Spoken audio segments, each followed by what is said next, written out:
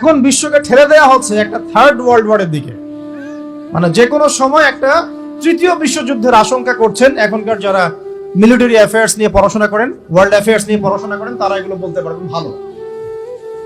বিশ্বকে একটা খাদ্য মন্দার দিকে ঠেলে দেওয়া হচ্ছে, বিশ্বকে একটা দুর্ভিক্ষের দিকে ঠেলে দেওয়া হচ্ছে, এবং মহামারীর মধ্য দিয়ে অলরেডি কিন্তু আমাদের বিভিন্ন দেশের ইকোনমিক অবস্থা ভালো না, তার উপরে খাদ্য সংকট, তার উপরে যে বৈশ্বিক যুদ্ধগুলো, আমদানি রপ্তানি বন্ধ হয়ে যাচ্ছে, তেল গ্যাসের দাম বেড়ে যাচ্ছে, জনগণ হাহাকার করছে।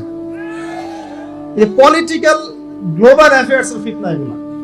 তা আপনাকে এই জন্যই প্রথমে আমি একটা কথা বললাম যে ফিতনাময় একটা পরিবেশে একজন মুমিন যার অন্তর্দৃষ্টি আছে, যে কোরআন এবং সুন্নাহ দিয়ে এই বিশ্বের এই রহস্যগুলো উদ্ঘাটন করতে পারে, সে ভালো থাকতে পারে না। তার মনটা সবসময় কিন্তু মানে ব্যাকুল থাকবে যে কিভাবে এইসব সমস্যা থেকে নিজে উত্তরণের পথ খুঁজতে পারি, আর আমার পরিবারকে বাঁচাতে পারি, আর আমার জনগণকে বাঁচাতে পারি। আর যদি আপনি আত্মকেন্দ্রিক হন, স্বার্থপর হন, তাহলে নিজের চটকায় তেল দিবেন, নিজে ভালো থাকলেই বাপের নাম। তো দেখুন, এই জামানার কথাই নবীজি বলছেন সাল্লাল্লাহু আলাইহি ওয়াসাল্লাম, তোমাদের সামনে এমন একটা যুগ আসছে, নবীজি বলছেন জামানা সাবরিন, কঠিন জামানা, যে জামানায় ঈমান নিয়ে চলাটা হবে হাতের মধ্যে আগুন নিয়ে চলার মতো। নবীজি বলছেন ওই সময়ে সাহাবী জিজ্ঞাসা করছেন, ইয়া রাসূলুল্লাহ, আমি ওই সময়ে কি করব? ওই সময় আমি কি করব, আমাকে কি পরামর্শ দিচ্ছেন? নবী সাল্লাল্লাহু আলাইহি ওয়াসাল্লাম বলছেন, হে আমর ইবনে আস, তুমি ওই সময় বাড়িতে অবস্থান করো, বাসায় থাকো, বিনা প্রয়োজনে বাড়ির বাইরে এসো না। ওই সময় তুমি নিজের পাপের জন্য আল্লাহর কাছে ক্রন্দন করতে থাকো, বিনা প্রয়োজনে বাড়ির থেকে বের হয়েও না।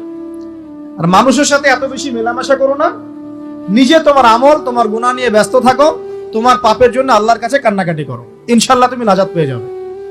এটা একটা অপশন, মানে ফিতনাময় পরিবেশে আপনি কিভাবে বাঁচবেন, এটা একটা অপশন। আরেকটা হাদিসে কি নবী সাল্লাল্লাহু আলাইহি ওয়াসাল্লাম বলছেন যে যখন এমন ফিতনাময় পরিবেশ আসবে, তখন যদি তোমরা এই আমর বিল মারুফ নাহি আনিল মুনকার, সৎ কাজের আদেশ, অসৎ কাজের নিষেধ, আমার সুন্নতের উপর অটল থাকতে পারো, তাহলে তোমরা 50 জন শহীদের নেকি পাবে। সাহাবায়ে কেরাম বলছেন, ইয়া রাসূলুল্লাহ, আমিনহুম আও মিন্না, তাদের মধ্যে 50 জন নাকি আমাদের মধ্যে 50 জন শহীদ? নবী করিম সাল্লাল্লাহু আলাইহি ওয়াসাল্লাম বলছেন, বাল মিনকুম, বরং তোমাদের মধ্যে 50 জন শহীদ। এটা অপশন নাম্বার 2। এক কি বললাম, আপনি নিজেকে নিয়ে ব্যস্ত থাকেন, বাসায় থাকেন, বিনা প্রয়োজনে বাড়ি থেকে বের হবেন না, মানুষের সাথে কম মেলামেশা করেন, এবং নিজের পাপের জন্য আল্লাহর কাছে কান্নাকাটি করেন, নিজের আমল নামা নিয়ে ব্যস্ত থাকেন, ইনশাআল্লাহ নাজাত পাবেন। 2 নাম্বার, যদি আপনার কাছে আরো বেশি যোগ্যতা থাকে এবং আপনি আরো বেশি সাহসী হন এবং আপনি উম্মার, দেশের জনগণের কল্যাণ কামনা করেন, তাহলে অন্যদেরকেও এই ফিতনাময় পরিবেশে টিকে থাকার ফর্মুলা বলে দেন। এখানে সবর করেন, আমর বিল মারুফ নাহি আনিল মুনকারের কাজ করেন, আল্লাহ পাক আপনাকে ইনশাআল্লাহ 50 জন শহীদ সাহাবীর নেকি দিবেন। আরো অপশন আছে। কি অপশন? ওই যে আসহাবুল কাহফ কি করেছিল, একটা ফিতনাময় পরিবেশ থেকে নিজেরা আস্তে করে সরে গিয়েছে। যখন আপনি পরিবেশকে পরিবর্তন করতে আর পারছেন না, দাওয়াত দিয়েও কোনো কাজ হচ্ছে না, মানুষ কথাও শুনছে না, জুলুম নির্যাতন বাড়তেই আছে, টিকে থাকা মুশকিল, তখন তাদের হিসেবের দায়িত্ব আল্লাহর উপর ছেড়ে দেন, আপনি ওখান থেকে ডিসকানেক্টেড হয়ে যান। এটা একটা অপশন। এই অপশন বেছে নিয়েছিল ইব্রাহিম আলাইহিস সালাম, তার বাবাকে বুঝিয়েছেন, কাজ হয়নি, চলে গেছেন।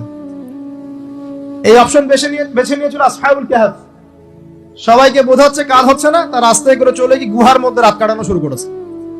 এমনও হাদিস পড়েছি আমি যে ফিতনাময় পরিবেশে সবচেয়ে সৌভাগ্যবান হবে ওই শ্রেণীর মানুষ যারা দেখা যাবে যে পাহাড়ি কোনো এলাকায় বা দূরবর্তী কোনো জায়গায় বসবাস করছে, যেখানে বৃষ্টিপাত হয়, গরু, ছাগল, মেষ, বকরি এগুলো নিয়ে ওখানে চড়ায়, যখন আজানের সময় হয়, নামাজের ওয়াক্ত হয়, আজান দেয়, নামাজ পড়ে, দুনিয়ার ফিতনা থেকে এরা দূরে আছে, এরা সফল। এমনও হাদিস আছে।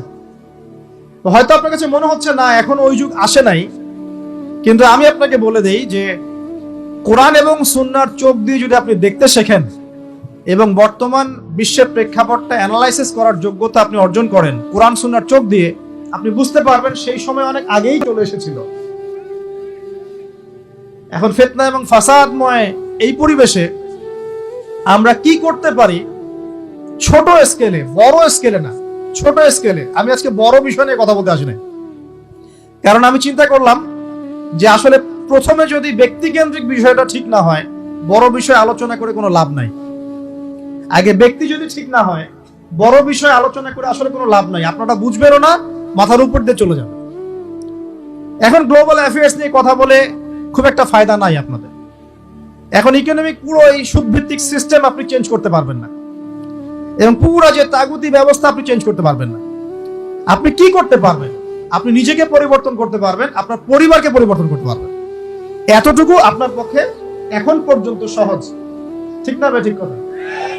এটা আপনি এখন করতে পারবেন। তো এটার ফর্মুলা কি? ফর্মুলা ঘাটতে গিয়ে আল্লাহ পাক আমার মাথার মধ্যে একটা হাদিস নিয়ে এসে দিলেন। কারণ আমি বিশ্বাস করি যে আপনারা বলছেন মৌলানা, আল্লামা, আমি আসলে এমন কিছু নই। এই কথাগুলো আসলে আমার সাথে যায় না। আমি নিতান্তই একজন ছোট মানুষ এবং তালেবে ইলম, জ্ঞানের পথের পথযাত্রী। আর আমি তালেবে ইলম হয়ে থাকতে চাই। আমি মুফতি হই, আমি মুহাদ্দিস, মুফাসসির বা এই যে শব্দগুলো আপনারা বলছেন, এমন কিছুই নয়। আসলে কিয়ামতের মাঠে আমি জান্নাতে যেতে পারবো কিনা আমি নিজেই জানি না। যখন কোনো মানুষ নিজেকে অনেক বড় মনে করা শুরু করবে, বুঝে নেবেন সেই ইবলিসের আনুগত্য করা শুরু করেছে আর কি। কারণ ইবলিস বলেছিল আমি খলাকতানি মিন নার ওয়া খলাকতাহু মিন তিন, আমাকে সৃষ্টি করেছেন আগুন দিয়ে, আদমকে সৃষ্টি করেছেন মাটি দিয়ে, আমি কেন আদমকে সিজদা করতে যাব? তো এটা ইবলিসের চরিত্র, আবা ওয়াস্তাকবার, সে উদ্ধত হয় এবং অহংকার প্রদর্শন করে।